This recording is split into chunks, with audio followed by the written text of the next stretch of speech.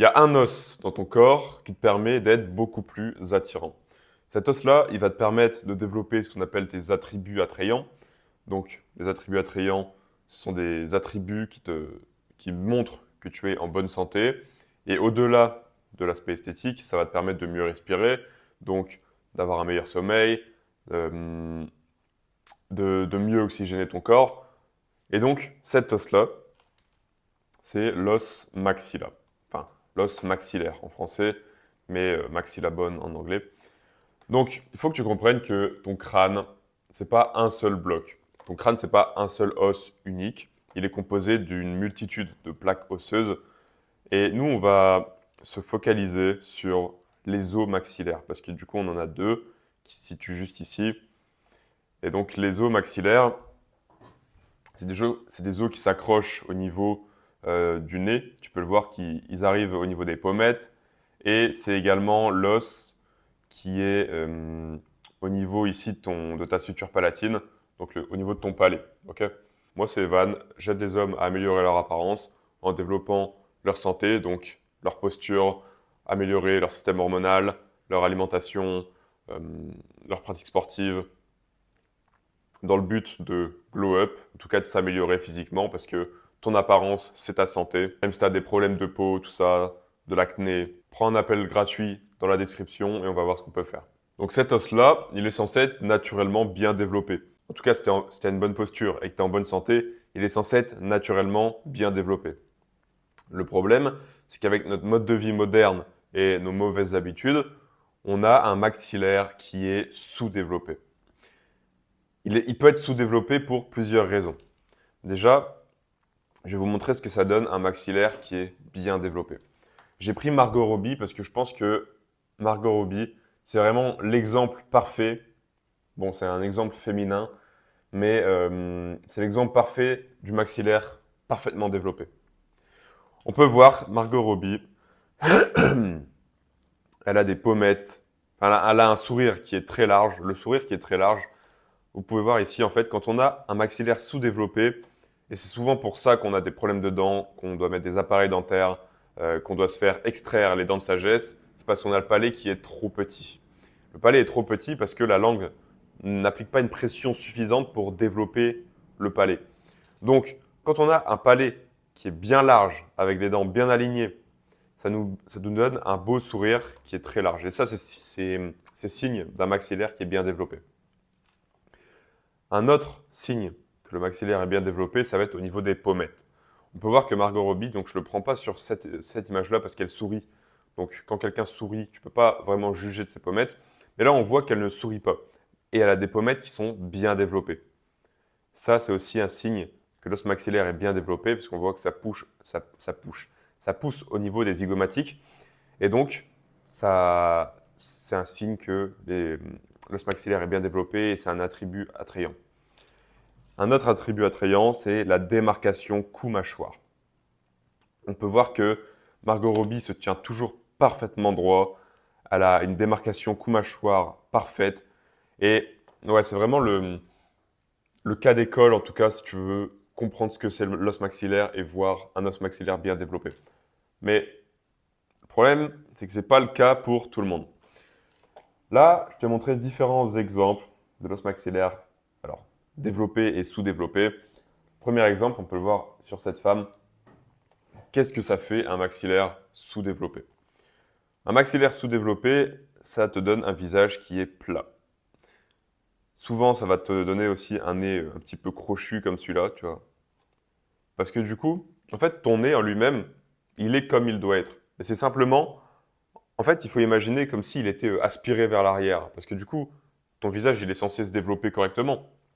Ton visage, il est censé se projeter correctement vers l'avant. Du coup, logiquement, si ton visage est bien développé, ça devrait arriver là, ton nez. Mais comme il n'est pas bien développé, ton nez, il est aspiré vers l'intérieur parce que ton os maxillaire, il n'est pas développé. Et donc, là, cet exemple, il est très bien parce que tu peux voir que c'est la même personne. Elle a juste pris soin d'elle. Euh, elle a amélioré sa calvitie. Et elle a surtout développé son os maxillaire. Et tu le vois au niveau de l'angle de sa mâchoire. Tu vois, regarde ici, ça se répercute directement. Là, tu as une belle démarcation cou-mâchoire. En fait, les gens qui veulent développer leur mâchoire, souvent, ils vont se focus sur les os, sur les muscles masséters. Donc, ils vont acheter des gommes à mâcher pour muscler leur mâchoire. Sauf que ça ne sert absolument à rien parce que, en fait, c'est pas le. Tu peux même le voir ici. Margot Robbie, elle a une mâchoire d'enculé. Pourtant, elle n'a pas des muscles masséters développés. Elle a juste l'os maxillaire qui est bien développé, qui permet une bonne, une bonne position de la mandibule. Et c'est ça qui donne cet effet de mâchoire carrée. C'est simplement la mandibule. C'est ton os ici. C'est pas tes muscles masséters, c'est uniquement ton os mandibule au niveau de ton ramus ici qui est dans une bonne position. Parce que ton os maxillaire s'est développé. Et tu peux le voir ici. Si je prends un outil pour tracer un trait, tu vois que là, c'est plat. Alors que là, c'est beaucoup plus développé. En fait, regarde-le au niveau du nez. Tu vois, le nez, il fait ça. Il rentre vers l'intérieur. Alors que là, le nez, il est bien projeté. Et donc, c'est ça qui fait la différence. Tu peux voir que l'os maxillaire, il lui a aussi donné un meilleur regard au niveau de ses orbites. Là, on a les yeux qui sont arrondis. Et là, on a la eyes area qui est vraiment droite. Donc, tu vois que ça, même au niveau, pas forcément de la projection faciale, mais même au niveau de ton regard, ça améliore beaucoup de choses. Même son nez, on pourrait croire qu'il a fait de la chirurgie, et son nez s'est parfaitement redressé. Il n'a pas fait de chirurgie, il a simplement développé son os maxillaire. C'est pour ça que tu peux voir dans des familles des nez qui sont différents. Bien que, par exemple, bien que les parents aient le nez, par exemple, droit, avec des dents bien alignées, tout ça, et ben, l'enfant peut avoir un nez un petit peu crochu juste parce que son os maxillaire, il est sous-développé. Donc, comment on fait pour développer son os maxillaire? Le truc, c'est qu'il y a vraiment 1 milliard de raisons et de façons différentes. Enfin, en fait, non. En soi, il y a une seule façon de développer son os maxillaire, c'est d'avoir une bonne posture, de marcher correctement, tout ça. Mais justement, si toi, tu as un os maxillaire qui est sous-développé, ça peut venir de différentes raisons. Peut-être que ton os maxillaire, il est sous-développé parce que tu as tendance à être trop sur ton téléphone et donc tu as une mauvaise posture, ce qui fait que la force de ton visage n'est pas proportionnée correctement, ta langue n'est pas au palais, etc. C'est pour ça que c'est ultra important de prendre un appel avec moi dans la description parce que peut-être que toi, tu penses que ton os maxillaire est sous-développé pour certaines raisons qui ne sont pas les bonnes et donc tu vas mettre ton énergie sur des choses qui ne vont pas t'apporter de résultats. Tu vois, c'est comme moi, j'ai poncé le sujet pendant 3 ans, j'ai testé 1 milliard de trucs, donc personnellement, je sais ce qui va fonctionner, etc. Mais si tu es dans ma situation d'il y a 3 ans, tu sais pas forcément ce qui va marcher. Tu vas te focus sur des trucs qui vont être bullshit, qui vont avoir aucun intérêt. Donc c'est vraiment du cas par cas. C'est pour ça que je t'invite à prendre un appel avec moi. Quand tu as une bonne posture, naturellement, ta langue va se coller à ton palais. Je vois beaucoup de gens, en fait, le mewing, on fait beaucoup l'apologie du mewing sur Internet. Mais le truc, c'est que le mewing, il est censé se faire tout seul. Tu n'es pas censé te dire, OK, comment je fais pour mettre ma langue au palais? Comment je fais pour déglutir correctement? Je ferai une vidéo prochainement sur comment déglutir. Parce que la manière dont tu déglutis, ça impacte également le développement de ton os maxillaire. Tu peux le voir ici que les gens avec un... En plus, tu vois au niveau de la forme du nez, tout ça. Là, on a un os maxillaire sous-développé. Et en général, ça se traduit par une langue qui est faible, qui n'est pas collée au palais comme elle devrait l'être. Donc, tout ça, ça nous donne une mauvaise démarcation cou-mâchoire, euh, le nez qui est pas, le nez qui est plat, le visage plat de façon de manière générale. Tu le vois, hein, au niveau de la lèvre supérieure, c'est plat. Alors que là, on a vraiment le nez qui est développé, la mandibule qui est parfaitement bien positionnée. Que dit la génétique dans tout ça? Souvent, quand on parle de génétique, on parle d'hérédité. Donc, les parents, admettons si on parle de l'alignement des dents, les parents ont les dents droites, donc normalement, je devrais avoir les dents droites. Sauf que tu vois bien que ce n'est pas forcément le cas. La plupart des enfants ou des adolescents, peu importe, qui doivent mettre un appareil dentaire, leurs parents n'en ont peut-être pas mis. Ça, c'est très différent d'un individu à l'autre. Et du coup, ça montre qu'il y a facteur externe. Et ce facteur externe, bien souvent, ça va être la posture. Pourquoi est-ce que les animaux sont toujours bien développés? Simplement parce qu'ils se copient les uns les autres. Leur manière de marcher est toujours la même. C'est pour ça que, par exemple, si on prend un tigre, d'un tigre à l'autre, il va toujours marcher de la même manière parce qu'il n'a pas de mauvaises habitudes. Les animaux, ils ne sont pas sur leur téléphone avec une mauvaise posture, qui niquent leur colonne vertébrale, qui développent pas correctement leurs os, contrairement aux humains. Et le truc, c'est que les humains, comme les animaux, sont très mimétiques. On va observer beaucoup ce qui se passe, surtout quand on est enfant, de par les autres. Ce qui fait que si on est dans un environnement où tout le monde a une mauvaise posture, ça devient normal d'avoir une mauvaise posture. Et c'est pas si choquant au final. Tu peux voir que les enfants ont souvent tendance à recopier leurs aînés. Et ça peut être en bien comme en mal. Donc si tu es dans une famille où c'est OK de se porter mal, c'est OK d'avoir une mauvaise posture, tu auras une mauvaise posture et donc tu auras un mauvais développement osseux. Tu vas peut-être mal marcher. Tu vas peut-être pas faire attention à ta marche. Tu vas marcher avec les pieds en canard comme ça, ce qui va désaxer tes genoux, tes hanches, ta colonne vertébrale. Et ça, c'est extrêmement mauvais. Donc en bien comme en mal, les enfants vont copier les parents et vont copier l'environnement. Par exemple, à l'école, si tout le monde est affalé sur leur chaise, forcément, les enfants vont sûrement faire pareil, ce qui va donner un mauvais développement osseux. Mais si les enfants copient leurs parents et leurs parents sont toujours parfaitement droits comme un piquet, alors attention, avoir le dos droit, on va le voir après, avoir le dos droit ne veut pas dire avoir une bonne posture.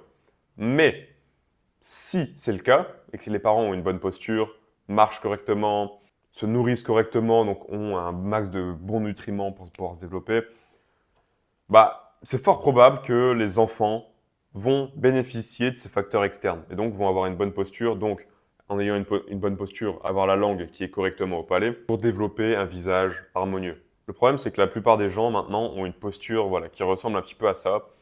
Donc, avec le cou qui va partir en avant. Le problème de ça, c'est que quand on a le cou qui part en avant, déjà, on a beaucoup de poids, donc avec l'effet de levier, qui est répercuté sur le visage et en fait, ça empêche ton visage de se développer vers l'avant. Supplément, quand on est dans cette posture, c'est pas une bonne posture qui te permet d'avoir la langue au palais. C'est pas une bonne posture qui te permet de déglutir correctement. En fait, chaque déglutition, à chaque fois que tu respires correctement par le nez, ça applique du poids sur justement la suture palatine qu'on a vue au début. Et l'idée, en fait, c'est de d'écarter cette suture palatine pour pouvoir développer ton os maxillaire vers l'avant. Par exemple, si tu as, admettons, cette posture avec la nuque vers l'avant et que tu essayes de garder ta langue au palais, tu le feras mal.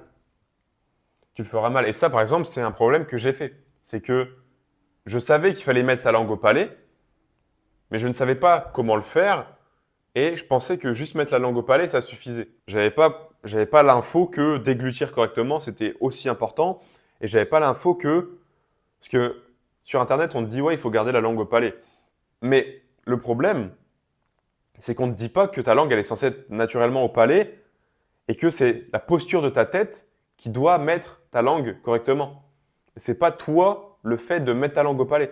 Parce que si tu fais ça, déjà quand tu vas dormir, par exemple, ta langue, elle va pas être au palais. Donc pendant 8 heures, tu vas respirer mal, tu vas respirer avec la langue basse. Supplément, toute la journée, tu vas essayer de garder ta langue au palais, tu vas peut-être appliquer de la force, tu vas pousser fort avec ta langue, mais ce n'est pas la bonne méthode. La bonne méthode, c'est d'avoir la tête alignée avec sa colonne vertébrale et avoir, donc moi je prends souvent comme repère le haut de l'oreille et l'œil.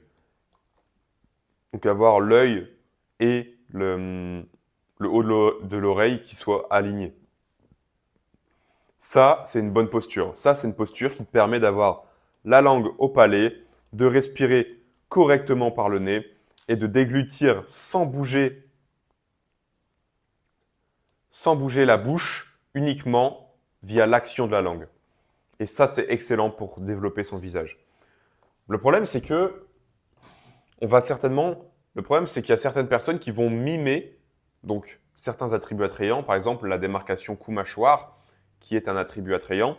Et ben, il y a certaines personnes qui vont le mimer. C'est-à-dire qu'ils vont avoir un recess maxilla un maxilla sous-développé, mais ils vont mimer cette projection faciale en faisant une projection du menton. Ce qui fait chuter le cerveau vers l'arrière, donc ce qui est vraiment mauvais. Mais surtout, ouais, en fait là, on pourrait se dire qu'on voit une bonne projection faciale, mais c'est simplement une projection du menton. Parce que on voit que la colonne vertébrale, elle n'est pas droite. Donc en fait, si la personne se tiendrait droit et donc mettrait sa tête vraiment droite dans l'alignement de sa colonne vertébrale, et ben, ce qui se passerait, c'est que au lieu d'avoir cette démarcation cou-mâchoire, et ben, alors, il aurait cette démarcation-là, tu vois.